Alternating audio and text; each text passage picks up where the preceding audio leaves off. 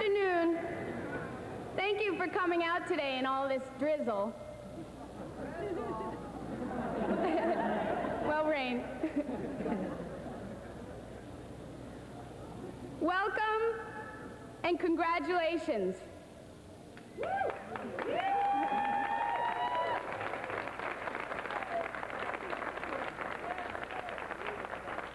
We're not quite there, but we're almost there.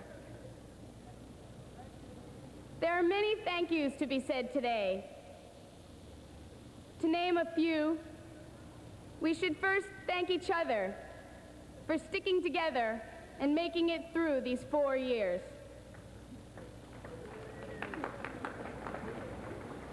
As undergraduates, we have been each other's roommates, social consultants, party companions, academic tutors, and procrastination partners. I think we all have a better appreciation now of what had always been told us about learning the most in college from our peers and not necessarily from the classroom. A very special thank you also to friends and family that are here today, either sitting with us or in our thoughts. Without your support and encouragement, I know that most of us could never have made it this far. Thank you.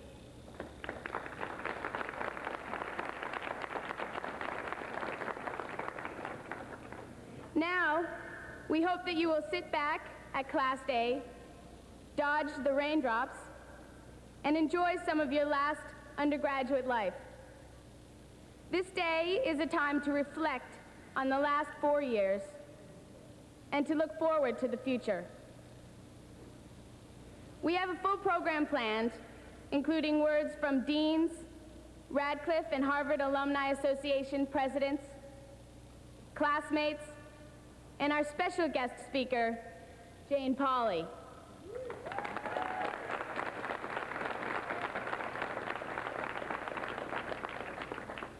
Our first speaker today is an appropriate one. He is the man who admitted us all to this institution. He then became dean of the college for our 4 undergraduate years. Please give a warm welcome to Dean of the College, Fred Jewett.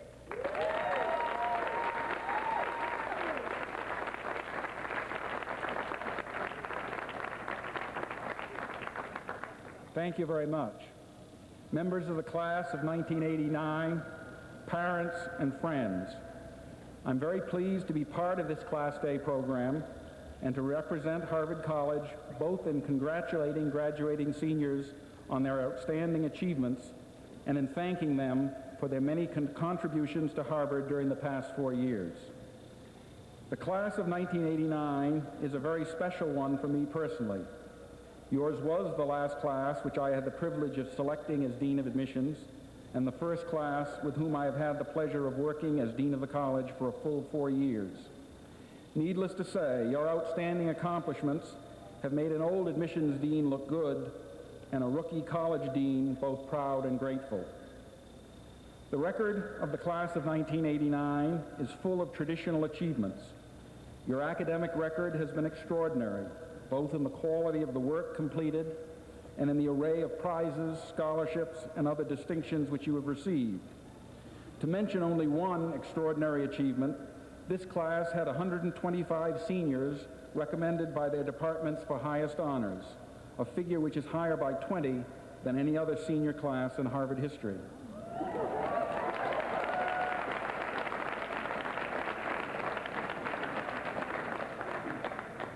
Beyond your scholarly achievements, however, the class of 1989 has also led the college in a golden age of extracurricular activity and performance. The extraordinary variety and quality of musical activity and drama added much to Cambridge life. Who can forget the excitement of our sports teams, capped off by the national championships men's ice hockey team,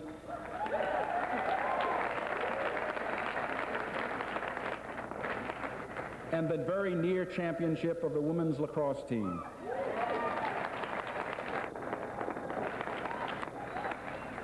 Student government, political activity, and journalistic endeavors are also flourishing. Apart from these traditional achievements, however, there are two major reasons why the class of 1989 will remain very special for me. First, I've had the special pleasure of getting to know many of you personally and of working with you closely in a variety of areas. As a new dean, I know that I made many mistakes and false starts in trying to deal with complex college problems. Most of you have been tolerant of my mistakes, helpful in developing new policies, and above all, interesting and wonderful people with whom to work. I have come to regard many of you as close friends and hope that this friendship will last long after you have left Cambridge.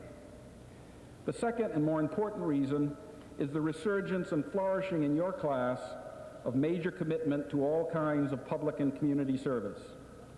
Whether it be in the many community service programs run through Phillips Brooks House and house-based programs, special activities such as City Step and the Elliott House Evening of Champions, or the varied activities of minority student groups and the Harvard Foundation to promote improved race relations and to spur on the university's efforts to attract minority and women faculty, this class has shown a commitment to a new wave of social activism and community responsibility. You have pressed your university firmly and responsibly to examine its investment policies, its labor relations policies, and its affirmative action commitments. You have pushed us to consider the homeless and our other responsibilities to our home community of Cambridge and Boston. You have helped to make the Harvard community aware of and more sensitive to environmental issues, to the needs of the handicapped, and to the continued existence of harassment and prejudice based on race, religion, and sexual orientation. I contend that this is a better college today than when you entered, at least in part because many of you cared deeply and were prepared to work and persist in causes in which you believed. God willing, none of you may have to make the total commitment and supreme sacrifice of life and well-being that your contemporaries in China are making at this very time.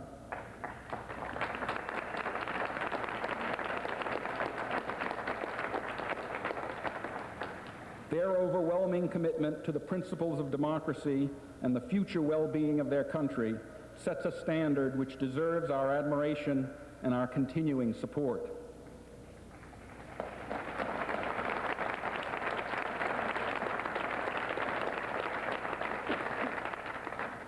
While you may never have to face tanks or political oppression, however, I hope that you will not forget the challenge and the responsibility to serve your community and your country in the future.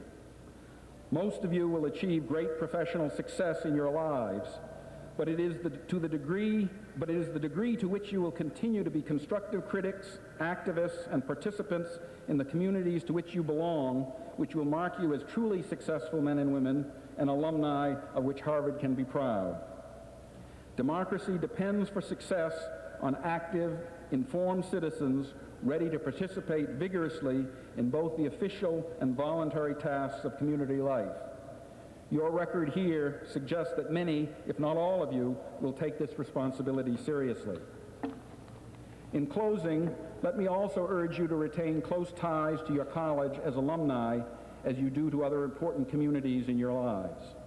Harvard needs your constructive ideas and criticisms, your support for the traditions we should retain, and your help in making the changes which should be made. You have made a difference to Harvard while you were here. You can make an even greater difference in years to come, and I, for one, look forward to working with you in the future. Again, my congratulations on your many achievements and my sincere best wishes for your future success, both in professional life and in your role and responsibilities as citizens. Thank you.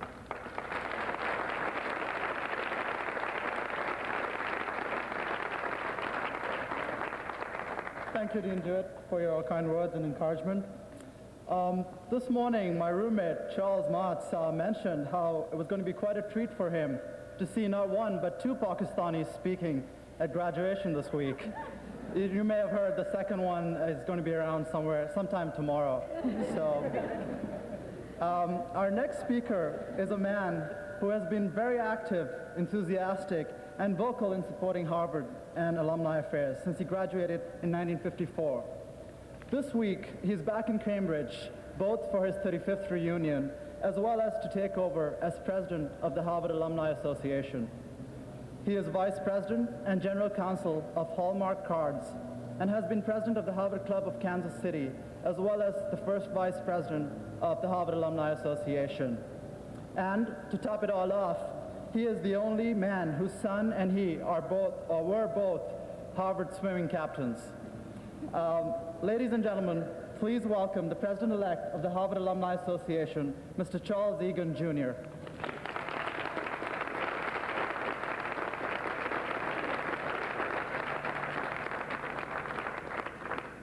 Thank you very much, Michal. I'd like to welcome you all to an inveterate Harvard tradition. In 353 years, it has never rained at commencement.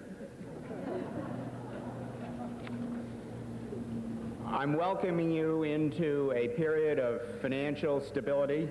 Nothing will change. Between taking calls from Nancy Slotnick and Jack Orchard and paying off your loans, you'll always be broke. Harvard's greatest asset is the people who come here. That's you. The alumni will be swelled, enlarged, enriched, and enhanced by your presence. We need you, and we want you. Stay in touch with this great university.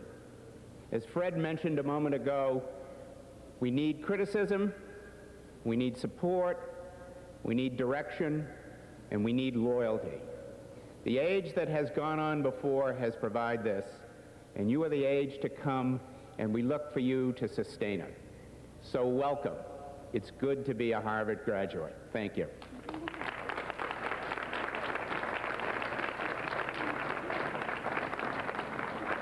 Thank you, Mr. Egan. Our next speaker is a dedicated Radcliffe alumna who has served as marshal for the class of 1977 and has more recently completed her work as a member of the Radcliffe Presidential Search Committee. When she's not working for Radcliffe, she's an assistant professor at Boston College Law School. Can you please give a warm welcome to the president of the Radcliffe Alumni Association, Renee Landers.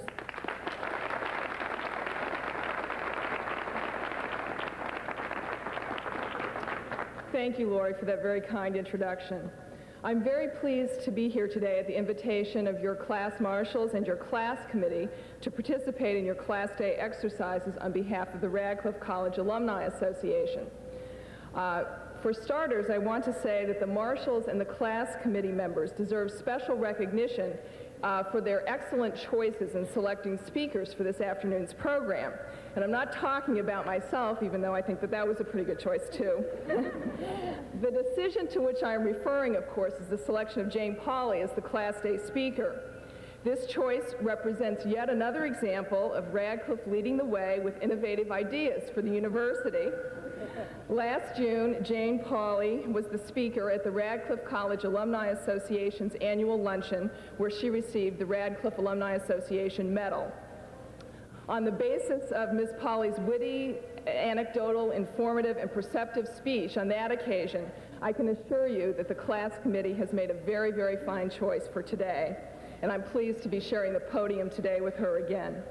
Always remember, though, that Jane Pauley was first introduced to the Harvard-Radcliffe community by the Radcliffe College Alumni Association. Now I shall get down to the business for which I came so that we can hear the featured speakers before it starts to pour, really. It's my very pleasant task today to extend to you a welcome into membership in the Radcliffe College Alumni Association. I'm very happy to be among the first to congratulate you, your parents, your families, and your friends on the impressive educational and personal achievement your graduation from this university represents. In addition to bathing you with congratulatory words and other flattering accolades, Charles Egan and I have come before you this afternoon to make the case for participation in Radcliffe and Harvard alumni affairs. And the very best way I know how is to tell you why I have been an active alumna for both institutions. First, I feel that I owe a great debt to Harvard and Radcliffe for the education I received here. Even though I was not a stellar student while an undergraduate, the experiences to which I was exposed here made available to me a world of opportunities that I wouldn't even have known about if I'd gone to college somewhere else. Radcliffe and Harvard have opened doors for me personally and professionally, and I am very grateful for that assistance. I am not saying that we should be blind to the faults of these institutions, as the other speakers have alluded to, but I do recognize and appreciate the difference in my life that Harvard and Radcliffe have made. Giving of my time to alumni activities is a way to return what I have gained. It's already been mentioned that the greatest benefit of a Harvard and Radcliffe education is in the friendship and association with other students that one develops here. Alumni work gives one the opportunity to continue to benefit from associations with our contemporaries and to benefit from associations from older and younger graduates from whom we can learn a great deal. And through working with men and women of varied backgrounds, I've had some of the most rewarding experiences in my life involved in Harvard and Radcliffe alumni activities. I encourage you to become involved with the various recent graduates committees that the Radcliffe Alumni Association has around the country and with the Radcliffe and Harvard clubs, wherever you may be next year. One of the purposes of alumni associations is to promote the worthy interests of Radcliffe and Harvard. And this purpose raises the issue of why working for Radcliffe remains an important and relevant way to spend one's time. And throughout its history, Radcliffe has provided women with opportunities to pursue a wide variety of educational and scholarly work, and has served as a repository for information about women through the Schlesinger Library, and has provided recognition for women who have achieved in society. And the Radcliffe Medal that we gave Jane Pauley last year is just one example of that. And even though the status of women in the United States in many ways is equal to that of men, recent events in China and the deplorable status of women in other cultures cautions that we do not take too much for granted. Tomorrow afternoon, you will hear from an oppressive young national leader, Benazir Bhutto, the Prime Minister of Pakistan. And she is working very hard to govern in a nation in which most legal, educational, professional, and social opportunities are just not available to women. There is much work that Radcliffe can do in the way of scholarly work that will promote a more equal society for women. Incidentally, Benazir Bhutto was a speaker 3 years ago in an endowed lectureship series, so once again, we had the pleasure of introducing her as a speaker to the Harvard community. In closing, I would just say that as an alumna who attended the institution after the day-to-day responsibility for undergraduate life had been delegated to Harvard, I lived in the Harvard Yard and I lived in the river houses. In many respects, I consider myself a Harvard woman as well as a Radcliffe woman. I hope that many of you in the audience today will learn, as I have learned, or perhaps you've already learned, to appreciate and to support the valuable contributions that Radcliffe is making to society by promoting women's endeavors. As was mentioned earlier, I was on the search committee for the new president of Radcliffe College.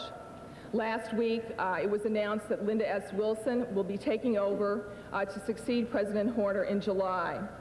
President Horner has left Radcliffe on a very secure footing, and in the next few years, Linda Wilson will be guiding the brilliant jewel among institutions of higher education, as she has described Radcliffe, and embarking on a new era of growth and renewed prominence for the institution.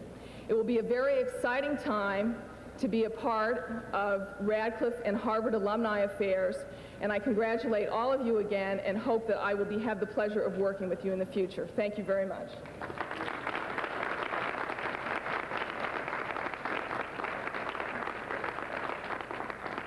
Thank you, Ms. Landers. Good afternoon, fellow classmates, parents, and friends. My name is Jose Sanchez, and I have had the privilege to serve as the chairperson of the Ames Memorial Award Committee. The Ames Award is presented each year to the unsung hero and heroine of the senior class, to two inspiring individuals who have both served and led others. The Ames Award is unique. Not only is the award presented jointly by the college and the senior class, but also we as students have had the honor of nominating and selecting the recipients. To describe the history and the significance of the Ames Award, the class committee has invited the college's Dean of Students, Dean Archie Epps.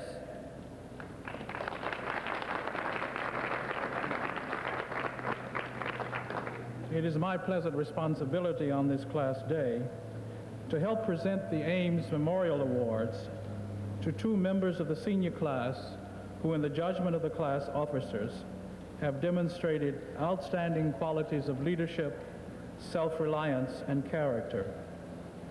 The awards are given in memory of Richard Glover Ames, 34, and his brother Henry R. Ames, 38, who gave their lives in an heroic attempt to save their father when he was lost overboard in a great storm at sea. Richard Glover Ames was president of the Student Council, second marshal of his class, secretary of Phillips Brooks House, captain of wrestling, and winner of the Francis H. Burr Prize Scholarship Award as the leading scholar athlete of his class. His younger brother, Henry, who had just finished his freshman year at Harvard, was also active in Brooks House and was captain of freshman wrestling. In June of 1935, the two young men sailed with their father in the transatlantic yacht race from Newport, Rhode Island to Bergen, Norway. On June 19th off Newfoundland, the yacht ran into a severe storm and their father was washed overboard. First Richard and then Henry tried to save their father. All three were lost. The Ames Awards were established to recall those acts of commitment and courage. These recipients remind us what we should value most of all at Harvard, and that is the individual member for the character and faith he or she brings to an effort. Through such persons, according to President Eliot, Harvard should be eager, sleepless, and untiring, never wasting a moment in counting laurels won, ever prompt to welcome and apply the liberality of the community, and liking no prospect so well as that of difficulties to be overcome and labors to be done in the cause of learning and public virtue. We do not know how to explain in full the birth of courage and commitment when they appear in quiet, unheralded ways. It often does include, perhaps, some element of choosing wisely. And perhaps Euripides described this best. He said, "There be many shapes of mystery, and many things God makes to be past hope or fear. And the end they looked for cometh not, and a path is there where no one sought. So hath it fallen here." The Ames Awards were established to keep before us the memory of a moment of gallant courage in the face of hopeless odds, of acts of unhesitating love, of loyalty, and of commitment of self to the needs of others. I ask the chairman of the Ames Committee, Mr. Jose Sanchez, marshal of the class, to complete the presentation of these awards. Thank you very much.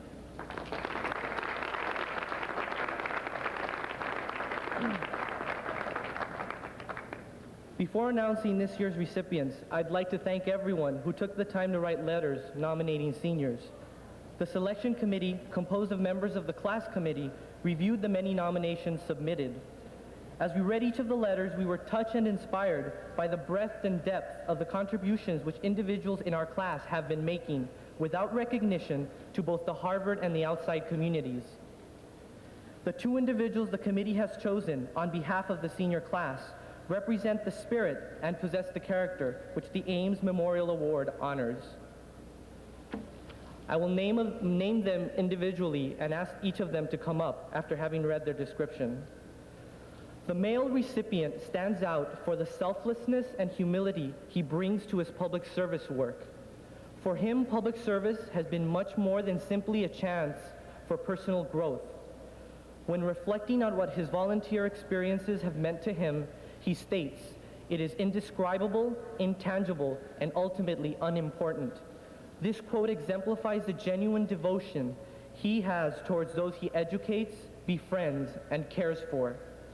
When he first entered Harvard, he was a Stride-Right scholar, ready to involve himself in community service work. This he achieved Not only did he do public service at Harvard, as many of us have, but he demonstrated a deep sense of compassion and strength in his commitments. His concern and love for children led him to become a teacher and instructor at the Longfellow Preschool and with the City Step dance program. In the summers, he has worked with mentally and physically disabled adults and children. He has also entertained and supervised patients on both a psychiatric and children's hospital wards. Most recently, he has dedicated his energies to the crisis of AIDS in our society. Helping to found AIDS Education and Outreach, he has both designed and given AIDS presentations which educate freshmen. He then volunteered in the Children's AIDS program, where he provided guidance and care, including bathing and feeding to 7 children with HIV infection. He has been challenged by one of the most difficult kinds of public service work and has responded with steadfast determination to provide care on a continuing basis for those children who are facing disabilities and death. As one of his peers wrote, he loves being able to play when he's working with children, but after talking about the joys, the funny incidents, and the energy of his kids, the smile fades just a little, and he talks about the responsibilities of supervision, saying no to set their limits, and the pain he will feel when one of his children with AIDS dies. In spite of the enormous amount of time which he spends in service of others away from Harvard, he has managed to remain an enthusiastic friend in the Lowell House community. He is often approached by friends and acquaintances alike for support and personal advice. As one of our classmates wrote, upon first meeting him, you can just sense that he is someone who sincerely cares about the welfare of others. For his commitment, modesty, and kindness, please join me in recognizing Kevin Joyce.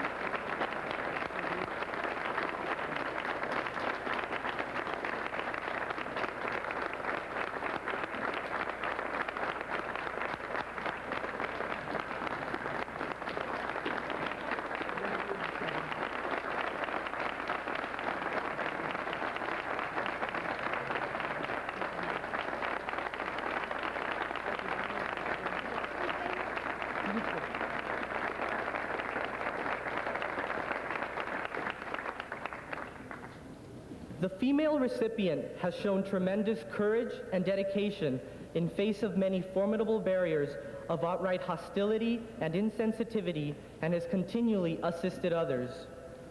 Working on phone hotlines, she has counseled women who have been victims of domestic violence and those in need of pregnancy advice. As co-director of Contact, a peer counseling group on sexuality and issues of sexual orientation, she developed effective training programs for peer counselors on issues of AIDS, alcohol and drug abuse, racism, homophobia, women's issues, and counseling skills. As president of the Harvard-Radcliffe Bi, Gay, Lesbian Students Association and member of the Dean's Network of Gay, Lesbian, and Bisexual Issues, she has provided the much-needed strong voice to protect the rights of homosexual students on this campus. She has been an innovative leader, generously giving of her time and energy to facilitate effective programs and events across campus, not only for the benefit of gay students, but for the enrichment and understanding of all members of the Harvard and Radcliffe community. She has worked closely with administrators to establish support structures and mechanisms to implement Harvard non-discriminatory policy. On a personal level, she has helped many people around her to deal with matters of sexual identity, to move from painful isolation into an active and inclusive community. As one of her co-workers of Contact wrote, I have learned a tremendous amount of peer education from her. She has a special capacity to empathize with callers and drop-ins who are often in pain and in need of understanding and support. Her commitment to maintaining confidentiality has proven a tremendous resource for countless individuals who had no other person or group with whom to share their concerns. Not only has she been able, as one of her peers wrote, to absorb the hostility which can occasionally surface as a byproduct of people's fear, but she has continually reminded the well-intentioned about the realities gay students face while also inspiring many individuals to believe in themselves. As another peer wrote, I admire her approach to helping.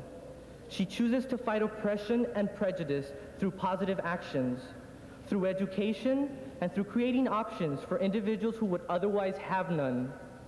She is a woman of tremendous character who serves as an example to us all for her courage to stand up for who she is and what she believes in to promote minority rights. Her commitment to tolerance and sensitivity within and beyond the Harvard-Radcliffe community serves as an inspiration to us all.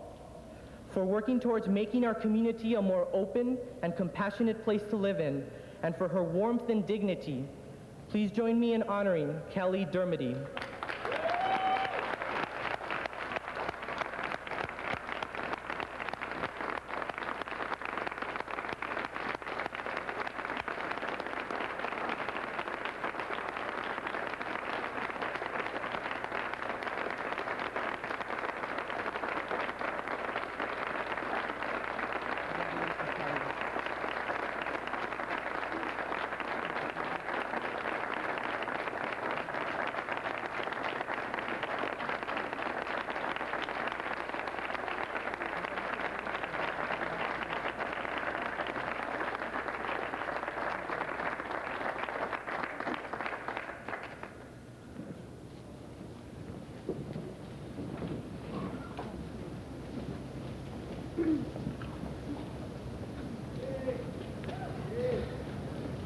The Radcliffe Oration is the first of 3 speeches given by our classmates today. Although there are no strict guidelines, the Radcliffe Oration offers a forum for a senior woman to reflect upon personal experiences. Ideally, her observations take on a wider significance because her reflections offer insights into our own years at Harvard-Radcliffe. This year's Radcliffe orator is Connor Craig, a native of Cupertino, California. An honors history candidate from Dudley House, Connor will spend next year on a Trustman Fellowship studying the problem of child abuse in Japan. In keeping with the spirit of the Radcliffe Oration, she will share some personal observations in her speech entitled Beyond Tradition.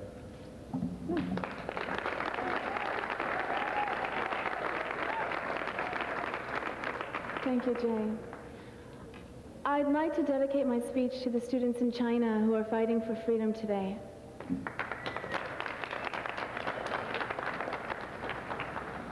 For years, commencement has been an image in my mind. I've pictured the caps and gowns, heard voices resonant with pride and relief, and felt a stir of sentiment as I imagined myself here, now. There were moments when this all seemed remote and hard to reach, but in 24 hours, the image will materialize for 1,600 of us. What brought us here were distinct paths. My own began 3,000 miles away, where I was a foster child in a family that raised 102 children.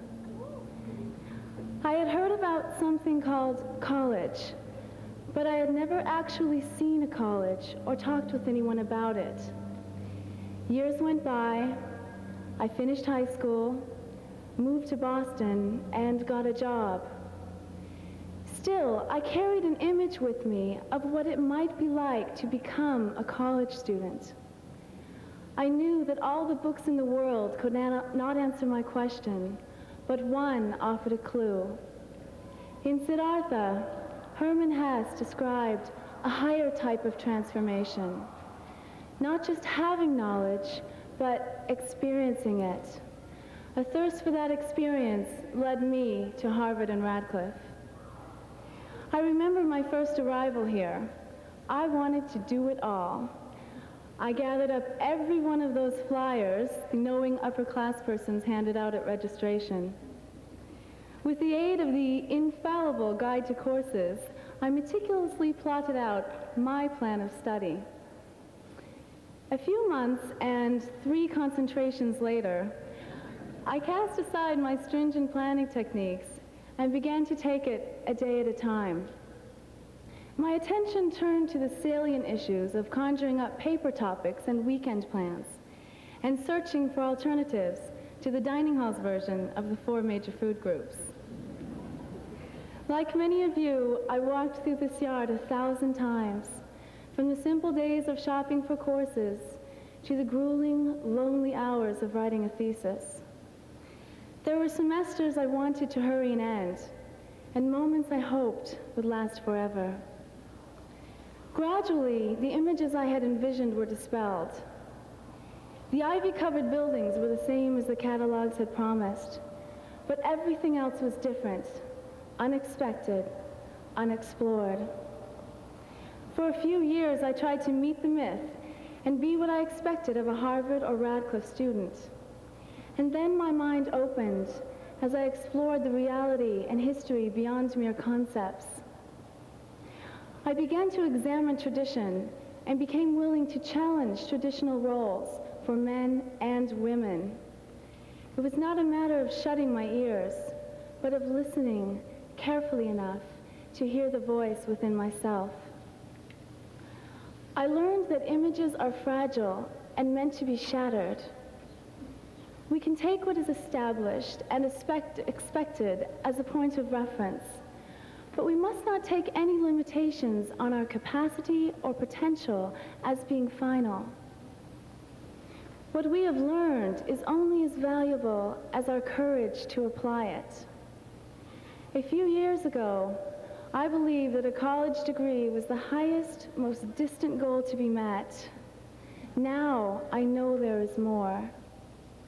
What Immanuel Kant has written about the discovery of an infinite number of galaxies is also true about us. The wisdom, the goodness, the power which has been revealed is infinite, and in the very same proportion are they fruitful and active. The plan of their revelation must therefore, like themselves, be infinite and without bounds. More than once, during Harvard lectures, I have heard us told that we will go out and run the world, or at least significantly change its course. I think that is enough to recognize our part in the world and take it from there. What we have learned and experienced, the questions we have answered and those we're still exploring, can serve as a starting point. 2 years ago, during the spring, my father died. The last words he said to me were, "I want you to finish college, and I want you to know that when you're done with college, you really won't be done at all." And those are words to live by.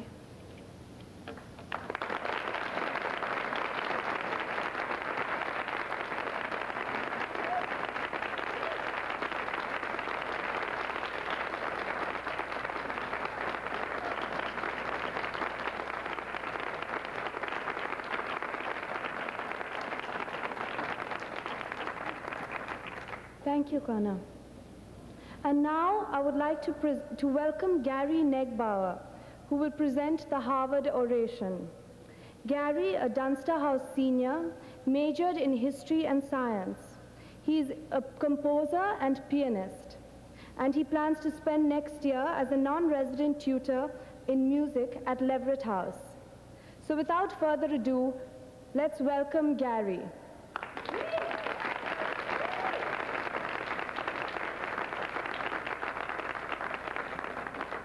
Good afternoon. Good afternoon. I just wanted to see you were alive. All I can see is umbrellas. My speech is entitled, "My Life as a Saint."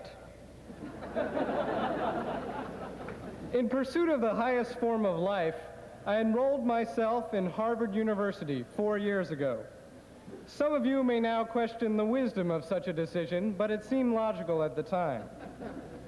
My search for the ideal life took me down many paths. After my 4 years here, I think I may now have something of an answer. At first, I thought I would be able to reach my potential for a truly honorable existence through studying truth and gaining knowledge. From the very start, Harvard's motto, Veritas, or truth, attracted me. When I arrived here, I worked dedicatedly, acquiring knowledge from a variety of disciplines.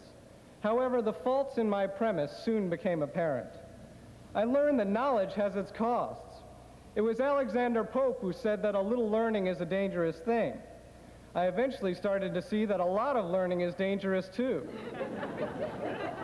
Soon enough, I started to fear knowledge. Would taking an architecture course make the Science Center more attractive? Would taking a music course force me to like John Cage? It was the study of anthropology and philosophy which finally exposed the knowledge myth to me. I'm sorry, Alan Bloom, but in fact I learned that truth is not absolute, but is relative, different for each individual. It saddened me, but Veritas could no longer be capitalized. I knew then that my search for the honorable life had to be pursued in other realms than in that of truth. I turned to passion.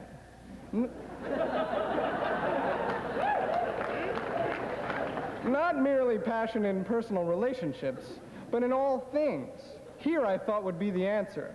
I began playing the blues, sleeping less, and trying to suffer. I hoped to reach a level of true feeling if I could only be truly aware. Passion had its costs. I had first decided that partying was absolutely necessary for the passionate life. Through Budweiser was Buddha. Through gin, God. This lifestyle soon became too much. Through hangover was definitely not heaven. I turned instead to the ascetic life, the life of denial. I would merely study and think. When one day I found myself trying to justify the necessity of Dove bars, I realized that the life of simplicity and asceticism was not for me. I also struggled with that age-old question, what's the appropriate fashion for passion? Was it long hair and tattered clothes, or maybe some kind of monochromatic dressing, perhaps all black? I couldn't seem to get it right and was beginning to despair. Finally, one morning, I discovered my roommate eulogizing the nation over the toilet in our bathroom. The previous evening had involved television, Smirnoff vodka, and a newly elected George Bush.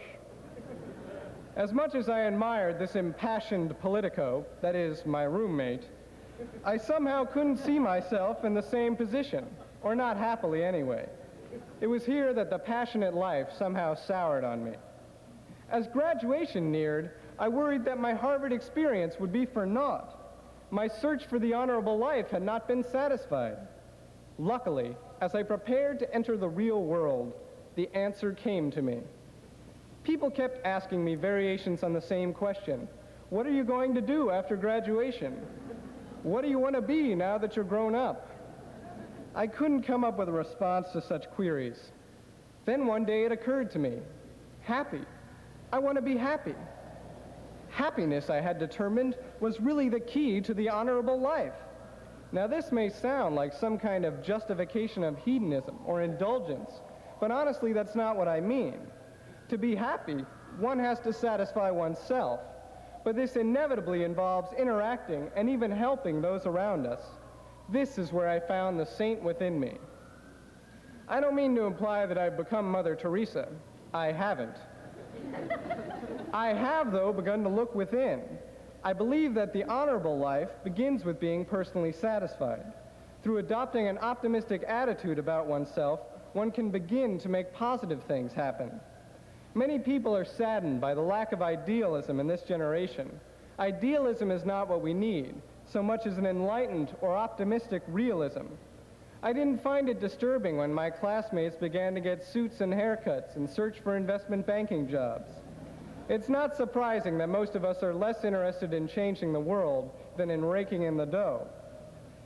My dream is not that this year's graduates will dedicate their entire lives to public service. I think that's too much to ask. Instead, I hope that each person will find it necessary to care about and help others in order to be personally happy. In this way, we all will pursue altruism and personal satisfaction simultaneously. Whether on the mountains of Tibet or the skyscrapers of Wall Street, we all can contribute to bettering the world around us. And so after graduating from Harvard, we see that it is ourselves that we are left with. It is vital for each of us to be optimistic. This is our first priority. Only through being comfortable with ourselves can good acts come from us. And so I discover that the ideal life comes not from knowledge or even passion, but from turning to oneself and reciting that oft-repeated phrase, "Don't worry, be happy."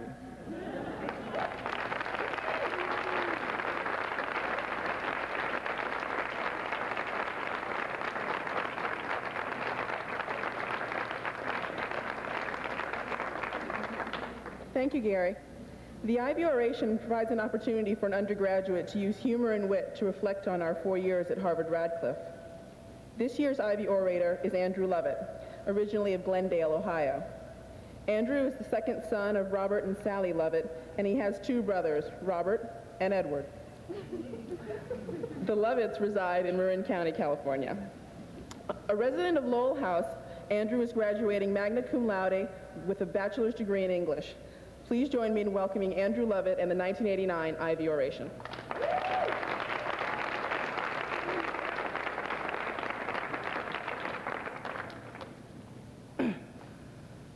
Before I begin today, I'd like to make sure that people can hear me. So if there's anyone having trouble making out what I'm saying, could you, like, bob your umbrellas and yodel or something? You there? How's this? I actually just wanted to see if you would yodel, but in any case. I'd also like to preface my speech today by saying that I deliver it under the shadow of a shocking disappointment. I'm forced today, when I look out at the weather, to conclude that Harvard's influence and connections do not reach as high as I'd once hoped they might. But one must continue on as best one can. Distinguished faculty and administrators, honored guests, proud parents, bored younger siblings, fellow classmates, I welcome you all to the culmination of 4 years of life here at Donald Trump University. And I feel that, yes, for those of you who haven't been reading your Crimson, it's true. Everyone's favorite plutocrat has negotiated the purchase of our school. But don't worry. Instead of the more extensive renovations he'd originally planned, Mr. Trump has settled for uprooting William James Hall and setting it on top of Holyoke Center sideways as the crossbar of a tremendous T, which will loom over good old Trump U for generations to come. I'm sure that as we sit here, many of us are transported back to our freshman year. That was the time when so many of us got our first taste of student activism. I myself participated in a campaign which will soon bear fruit. Yes, in an effort to remedy the truly inexcusable sexism of social life here, the university has decided to employ an action woman who will puzzle the minds and brighten the lives of female undergraduates. But freshman year drew to a close. Sophomore year was soon enough upon us. There were many things to brighten those days, such as the Harvard 350th birthday celebration, huh? Oh, it certainly gave me a lump in my throat to see fair Harvard as the scene of such pomp and grandeur. The parties, the concerts, the speeches. Yes, it certainly was a thrill to witness all that. 3 weeks later on videotape in the Lowell JCR. And there were other high points, such as those titillating issues of Newsweek on campus. Remember when they used to send us those ridiculous campus magazines? They're a little harder to find now, but I do have a sample here. This one's called Panache, the campus magazine that sizzles. Let's see now. Oh, you know, I love these because where else could you find out about all the amazing parties and concerts going on all the time at other schools hundreds of miles away?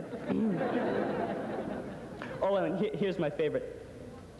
College cooking tips. Dining hall food can get to be a real drag after a while. So instead, try baking cookies one at a time in your dorm room. Just slap a ball of dough onto the bulb of your desk lamp for 10 minutes, and you've got a tasty snack. Thank you, Panache. Well, junior year followed sophomore year, as it so often does. We were more confident now, and, well, some of us even tried to break campus rules with our wild, madcap shenanigans. But now I'm the first to admit that I wasn't immune. One day in the dining hall, I went hog crazy wild and asked for 2 entrees. After the tear gas wore off, I was hauled away by the Harvard police and given a thorough tongue lashing, but I kept my nose clean for the rest of the year, and soon enough, there we were, senior year. At last, we were the top of the heap, huh? I myself arrived last September, determined, finally, to have a social life. I'd been getting pretty lonely junior year. I'd been calling up dial-a-menu just to hear the sound of another human voice. But as a senior, I felt more confident. So I got all ready to party at the Lamont Library 40th birthday celebration. Yeah, you were there, so was I. I cruised in, sneakers squeaking, chest toupee in place, and tried out my new line. Hey, babe, want to see my Harvard class ring? It's real faux zirconium. Well, after the mace wore off, I faced the fact that senior year isn't all fun and games. No, we felt new academic responsibilities as well. I myself wrote a thesis this year, and forget it, there's no way to make that funny. But, you know, at least I didn't have to join my roommates in the excruciating process of job recruiting. Well, actually, I did interview with one firm, a New York company called Haggard, Krabby, and Bleak and Sons. But, you know, on the day I went for my interview, I'd just come back from my HSA catering job, and I was still in my clown suit. It didn't go over too well. But mainly, I didn't interview because I'm just not into this fast-track, coat and tie, mainstream America world of business. So instead, I'm going to law school. But before I do go, if there is one thing I could leave you with, my classmates, it is to urge you never to stop questioning. For if there is one thing we've learned here, it is to ask questions, important questions, like, will this be on the final? And why is the lint in the lint guards always that weird purple-gray color? But keep this capacity to question, keep your senses of humor, and I'll see you when I see you. Bye-bye.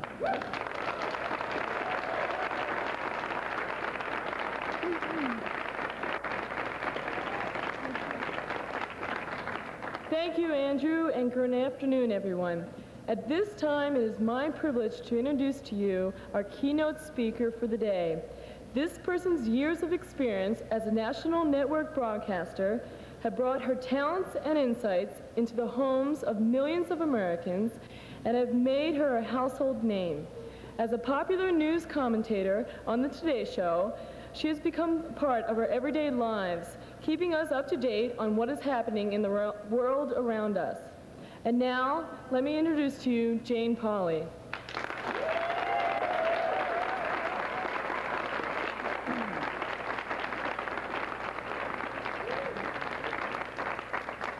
Thank you, Nancy, and Dean Epps, Dean Beauvais, Dean Jewett, Dean Spence, ladies and gentlemen. A special thank you, Renee, for introducing me to the Harvard community. Lord knows I wouldn't have made it through Dean Jewett's office. Thank you, Kona, and thank you, Gary. And after the question, what are you doing after graduation, you may be appalled to know that the question following that, maybe 20 years hence, is, what are you doing next? And thank you to my very supportive husband, Gary, who joins me here today, and as we sat in Dean Epps' office gazing out over the crowd assembling, offered me the supportive words, sort of like being in a town jail. They're building the scaffolding, saying last rites. Thank you, dear. And thank you all. Your invitation to speak here today is an honor, no matter what Gary says. Could be the one thing he and the president agree on. Do you remember, and of course you do, the day you got the letter from Harvard that said you were in? Well, my letter came a little late, but it felt the same way. My ego hasn't enjoyed this kind of attention since the Today Show broadcast from the deck of the aircraft carrier Coral Sea. 1 woman, 4,000 men. Never mind, I was almost twice their average age. In the Mediterranean light, if you squinted your eyes just so, I'm sure I was a dead ringer for Brooke Shields. Thereafter, my 5-year-old son looked at me with new admiration. I think he saw G.I. Jane. I seem to have a persona that varies with the context I appear in. Here at Harvard Yard, my guess is that I am having it all woman. While it's not my intention to shatter any illusions, looks can be deceiving. I am a painfully honest woman. As one wiser head advised me some years ago, Jane, stop telling people how old you are. Someone's going to remember. I pointed out that no one took me seriously until I turned 30. And one of you was so kind to say he'd been watching since the 4th grade.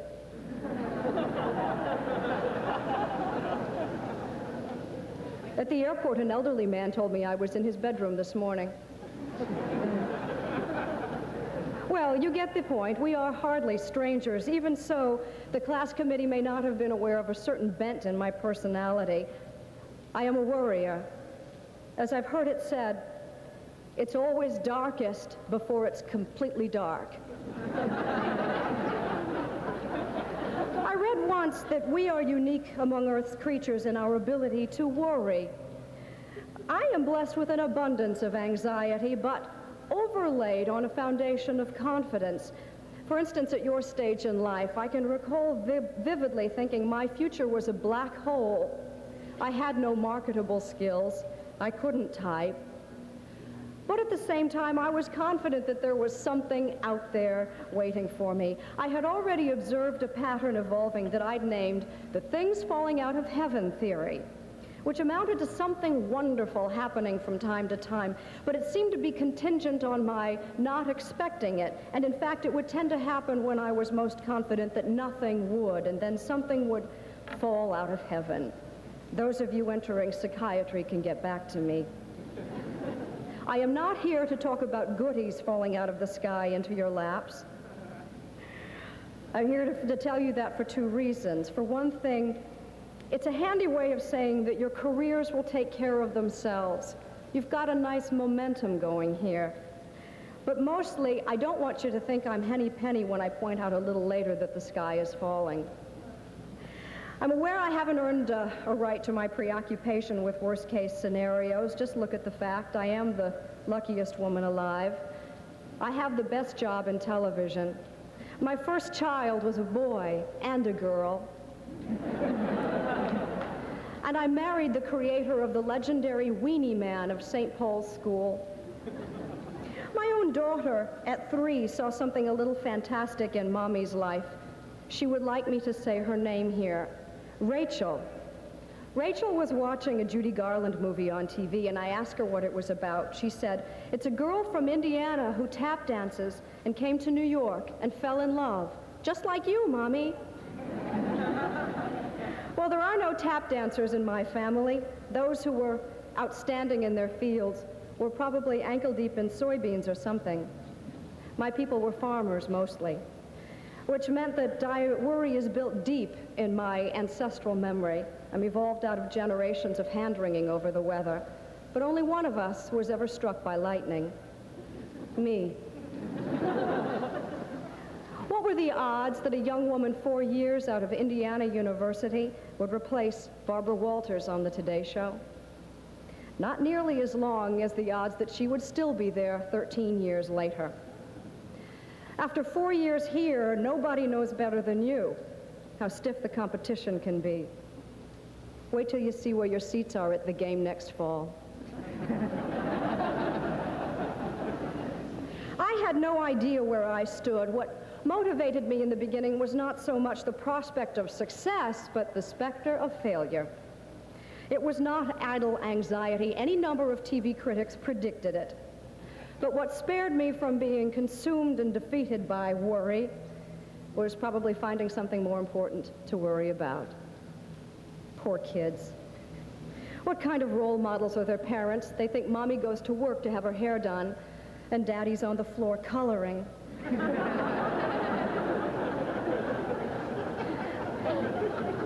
Having children was hardly a career move, but if it had been, it was the smartest I'd ever made. I was not first. Joan London was, and I couldn't help but notice Good Morning America's ratings got better and better as she got bigger and bigger. And while no one said as much, if Today was to compete on those terms, it was up to me.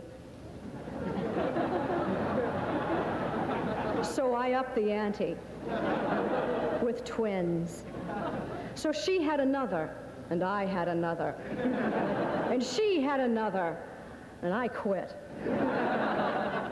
Our dueling pregnancies, so I've been told, were vivid public demonstration that women didn't have to lose their professional credibility when they chose to have children. We've come a long way. My husband tells me about a family studies class he took at Yale before it went co-ed. All he remembered was that when your wife is pregnant and big as a house, you should lie and tell her how lovely she is. Talk about bull tales. Lovely, I was not. High profile, I was. There is nothing subtle about twins or Willard Scott. For the last 5 years, no one has asked me, what time do you get up in the morning? It's always, how are the twins? Well, there are a couple of things at play here. One, morning television is more personal than prime time. My viewers aren't always dressed. And two, I am a woman. No, Bryant Gumbel is not asked about his kids, and Chris Wallace is not asked about his twins, though if he'd given birth, you'd better believe he'd still be talking about it. Pregnancy will always be gender-specific. Child-rearing used to be, it isn't anymore. But we just don't think to ask men how they juggle careers and families. So, where are all the role models for young men who want to have it all? For the time being, I'll just have to do. But wait, there's one little thing. We haven't quite figured it out yet. We are improvising, we are rationalizing, we are doing a lot of delegating. In New York City, some prep schools are counseling babysitters on school-related matters such as helping with the homework. Two-career parents are in danger of becoming superfluous. I worry about that. I worry about what we call the juggling act. Sounds like a neat trick, a balancing act. But the items you're meant to juggle are not weighted equally. The career will get half your waking hours. The family gets a third. And errands, pets, cooking, paying bills, friends, seeing a movie, getting a haircut, community work, the Alumni Association, answering the telephone, will all come out of family time. Many of you will spend more time on your daily commute than you will with your kids. So if a juggling act is what you're contemplating, don't think of little tennis balls. Let's put it in proper perspective. Think of juggling a basketball and a few eggs. I worry that we're more worried about dropping the ball.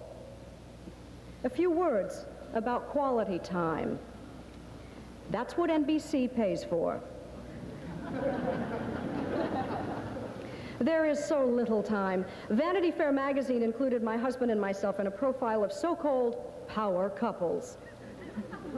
The caption under our picture read, even with her $1 million salary, she still regularly cooks dinner for her family. There was great laughter in my kitchen. Some power couples have sex regularly, too.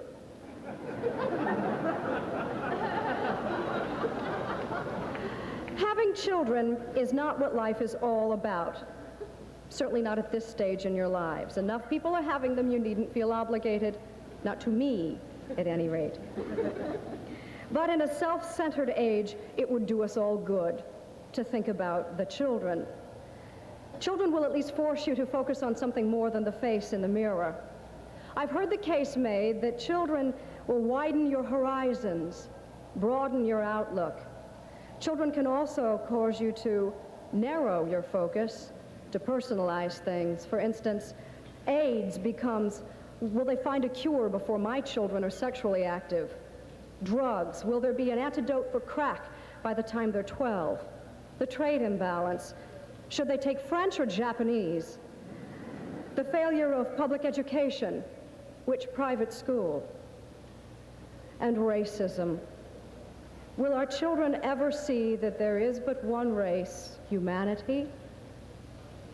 Public interest is self-interest today. How can America keep its place in the world when millions of American teenagers can't find their own country on a map? When millions of American teenagers are already parents? The head of a tenants association described raising children in the housing projects in New York City. He said, you put the bucket here and suddenly there's a leak. You put 10 buckets down and there's 20 leaks. And then you find the bucket has a hole. Makes you wonder if the world is going to be a fit place for children to live, yours or anybody's. If the answer is no, then you have no choice as a parent or a citizen but to make it better. Well, the answer is no. I used to work in front of the police radio in my first TV newsroom. One got so you could filter out the constant chatter until you heard a cop shot, bank robbery, or four-alarm fire. You'd grow to tune out other people's trouble like it was elevator music. On the other hand, you'd start to think there was nothing but trouble. That was Indianapolis, 1972. There was no AIDS. There was no crack. There weren't 30 million assault rifles in general circulation. I'd never heard of a hole in the ozone or global warming. Geraldo was contained in New York. It wasn't as if there hadn't been intractable problems before. My parents had polio and the Cold War to worry about, but it does seem like the list is getting longer.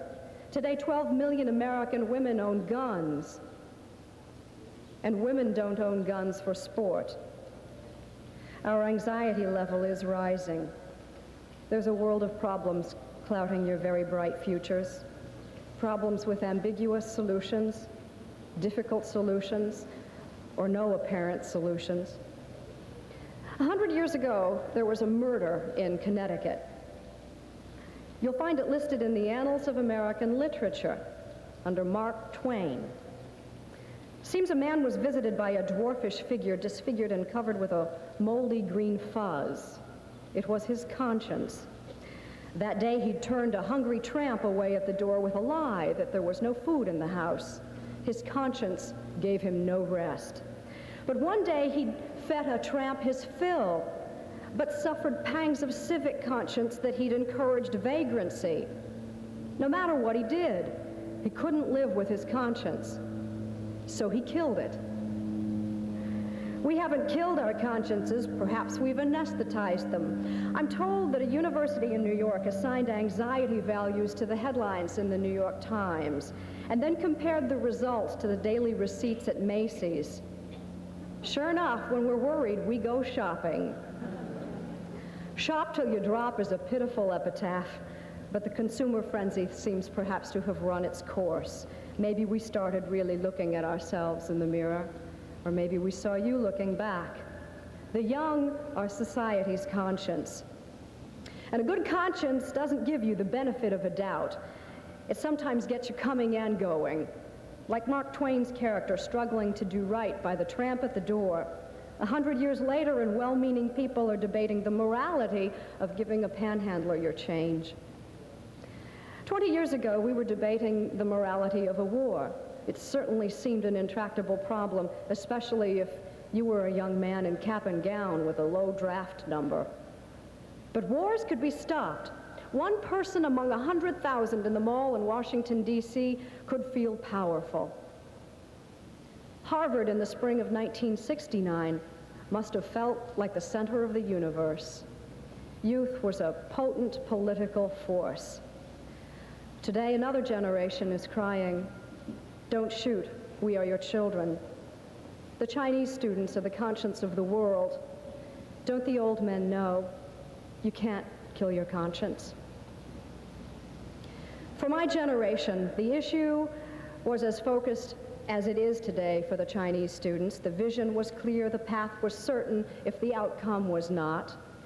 Whatever you say about my generation, you can't say we've led unexamined lives. Needless to say, we failed to deliver on all the commitments we made back then. But then the standards we set for ourselves and blamed our elders for falling short of were pretty high. We can be held accountable for falling short, but not for aiming low. Today's problems don't lend themselves to mass protests in Harvard Yard. In the face of them, individuals feel so powerless. They are so big. If there was a single marker for AIDS victims, there'd be more names on it now than on the wall in Washington. More Americans have died of AIDS than were killed in Vietnam. We are hobbled by a national drug problem, by schools that don't teach, by racism. God stopped making baby boomers the year you graduating seniors were born. You are the first post-baby boomer children to come of age, the first next generation in 20 years. Isn't it interesting? You are the true children of the 60s. You were born in the 60s, raised in the 60s, steeped in the 60s. You are sick of the 60s. Turn off the oldies on the radio. It's your turn. It's your turn to wrestle with the lesser and greater problems afflicting the world, even as you enjoy its many bountiful blessings. I've heard anxiety defined as blind faith in the worst possible outcome. I have faith in good outcomes. You can't bring 3 children into this world if you don't have faith in humanity. I am an optimist. I believe in you. My hope is that when you leave here tomorrow, you are anxious not just to make it, but to make it better. Thank you, Harvard. I don't worry about you.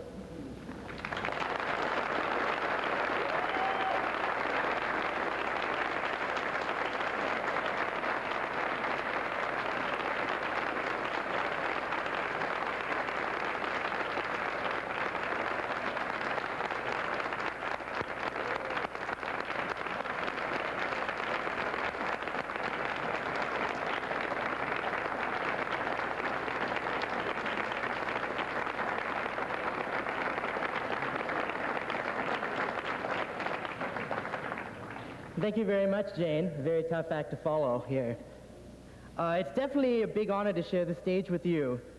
I must admit I've been a very big fan of yours, but I also need to admit I haven't seen your show too often at 7 a.m. lately. It's also a huge honor and a privilege for me to be sharing the stage today with 25 members of our class who have been elected and appointed by us all to serve in the 1989 class committee. These people have put in countless hours of their time and much dedication into making this senior year a memorable one for all of us. Class committee has been responsible for everything from choosing all the amazing speakers we've heard today, to selecting the Ames Award recipients, to planning all the senior week activities, from the cruise to the last dance, for sharing all their talents and energy and dedication with us. I think we all owe them a big round of applause.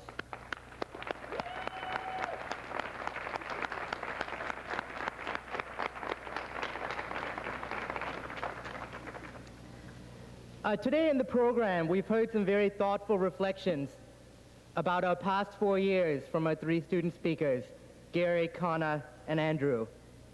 And also some thoughts about the future from Jen and from the president of the Alumni Associations we are soon going to be a part of.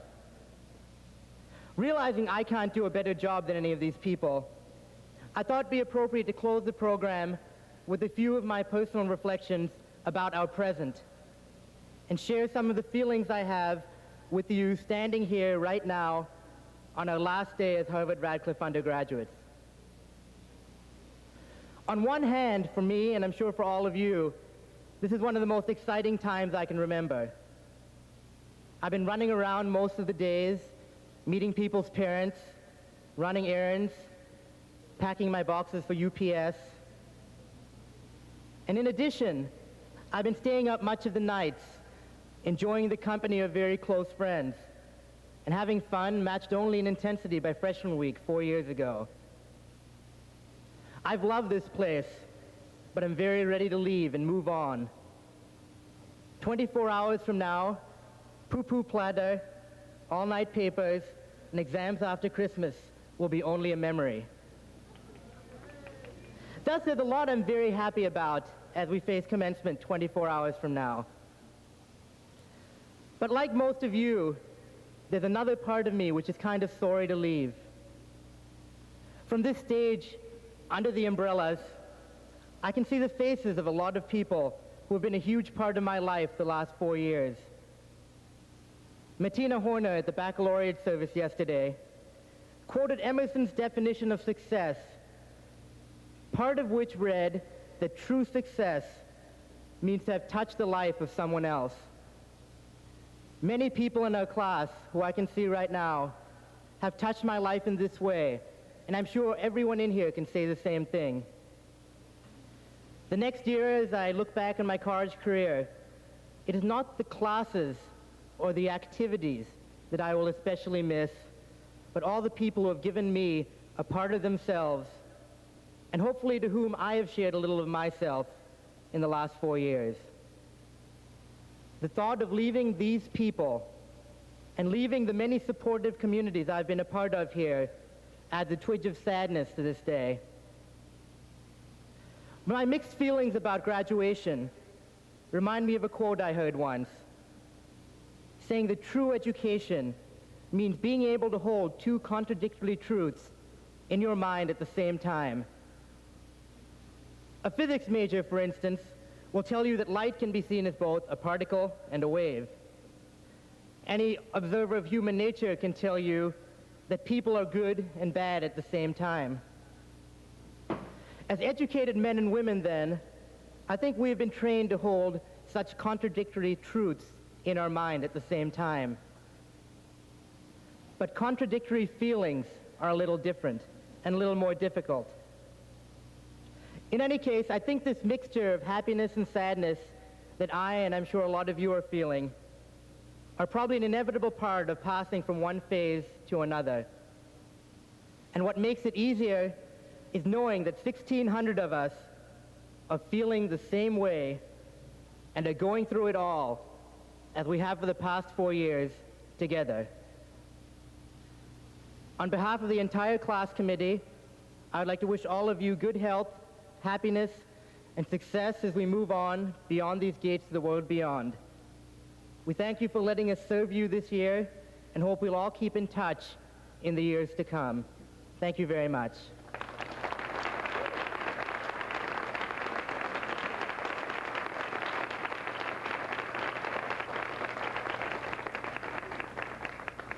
It is now my pleasure to introduce the composers of the class ode for the class of '89, who are Terry Johnson and Lana Janes.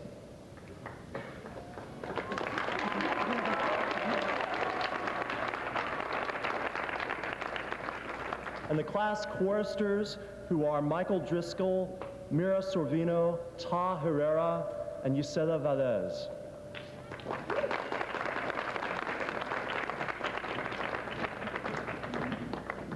As we sing before we sing the class ode, we will sing the first 2 verses of Fair Harvard as printed on the back of your program. And I'd like to remind all members of the class of '89 to assemble on the steps of Widener Steps following the class ode. And now will all seniors rise and join in singing Fair Harvard.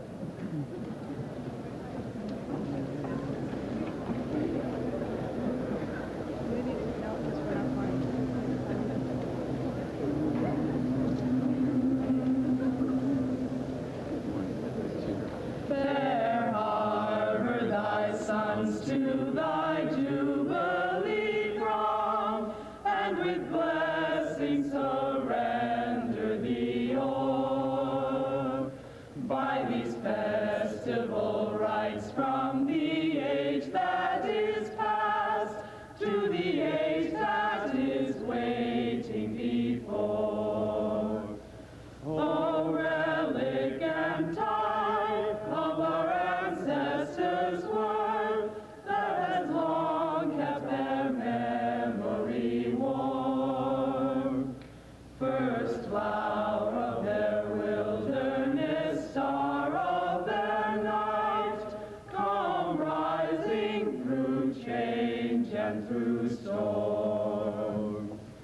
Farewell be thy destinies, onward and bright, to thy children a lesson still give. With freedom to think and with patience to bear, and for right ever bravely to live. Let not moss-covered air move thee at its side, as the world on truth's current glides by. Be the herald of light and the bearer of love, till the stock of the Puritans die. Fair Harvard, the great class of '89 comes to collect our diplomas with pride. We've been working so hard since our days in the yard that our brains, like the food, are all fried. When first we arrived in the fall '85, the QRR really seemed tough. But now we've done theses and lots of exams. It's the formals that really are rough. From the head of the Charles to the Harvard-Yale game, we have cheered on our teams in the cold. And we've proven by winning the NCAA on the ice, and that books will win gold. But it isn't just sports that sets us apart. We have our own language for all.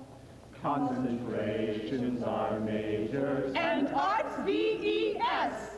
And our gov jock does not play football. But it's time now to go and to close the show on the act that we call college years. From the senior soiree to commencement day, we'll escape from our post-Harvard tears. Undergraduate life has taught us a lot, and we've learned both from classes and friends. We'll reach out to the real world with hopes for great change, but our strong crimson bond never